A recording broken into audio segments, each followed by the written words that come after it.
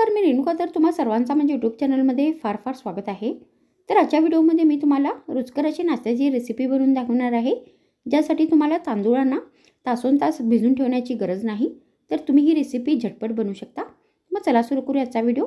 मग ही रेसिपी बनवण्यासाठी सर्वात आधी आपल्याला एक मिक्सरचं भांडं घ्यायचं आहे आणि यामध्ये 2 कप शिजवलेला भात घालायचा आहे. मग आपल्याला याच्यामध्ये 1 कप पोहे घालायचे आहेत. मग आपल्याला याच्यामध्ये अर्धा कप बारीक रवा घालायचा आहे. मग आपल्याला याच्यामध्ये अर्धा चमचा धने पावडर घालायची आहे.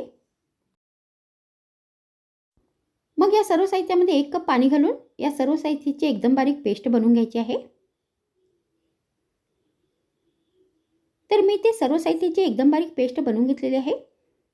त्यानंतर आता आपल्याला हे जे बॅटर आहे ते एका बाउलमध्ये काढायचे आहे.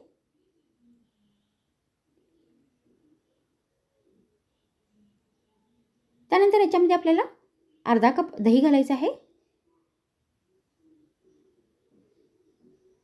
मग आपल्याला याच्यामध्ये चवीनुसार मीठ घालायचं आहे.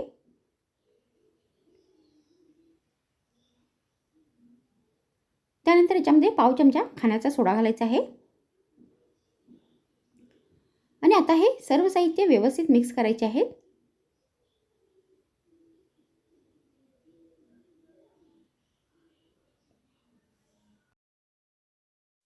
मग हे सर्व साहित्य व्यवस्थित मिक्स झाल्यानंतर हे बॅटर आपल्याला 15-20 मिनिटांपर्यंत असेच भिजण्यासाठी ठेवून द्यायचे आहे. तर तोपर्यंत आपण या रेसिपीसाठी चटणी बनवूया.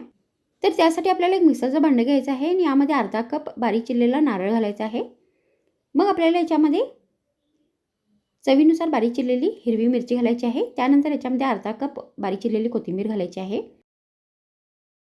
मग आपल्याला याच्यामध्ये 7 ते 8 लसूणच्या पाकळ्या घालायच्या आहेत. त्यानंतर याच्यामध्ये 1 चमचा जिरे घालायचं आहे. मग आपल्याला याच्यामध्ये चवीनुसार मीठ घालायचं आहे. त्यानंतर यामध्ये आपल्याला चवीनुसार साखर घालायची आहे.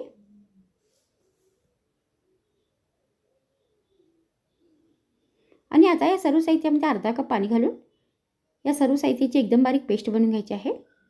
तर मी इथे ही चटणी बनवून घेतलेली आहे. मग ही रेसिपी बनवण्यासाठी आपल्याला गॅसवर फड बनवण्याचा तवा ठेवायचा आहे आणि यामध्ये चमच्याने तेल घालायचं आहे. आणि त्यानंतर या साच्यामध्ये आपल्याला या बॅटरचे फड घालायचे आहेत.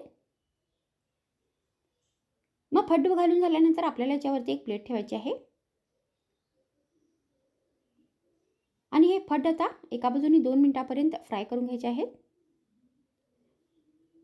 तर आता इथे 2 मिनिट झाले आहेत. त्यानंतर आता हे फड आपल्याला चमच्याने पलटवायचे आहे.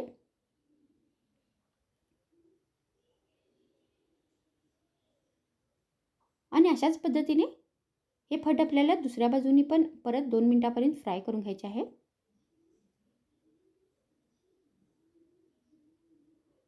तर आता इथे हे फड दोन्ही बाजूनी व्यवस्थित फ्राय झाले आहेत.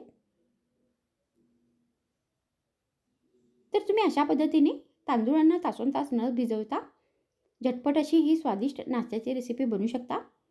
तर माझ्या व्हिडिओमध्ये इतकेच. पुन्हा भेटूया आणखीन एक नवीन व्हिडिओमध्ये. तर मग थँक्स फ्रेंड्स वॉचिंग माय व्हिडिओ.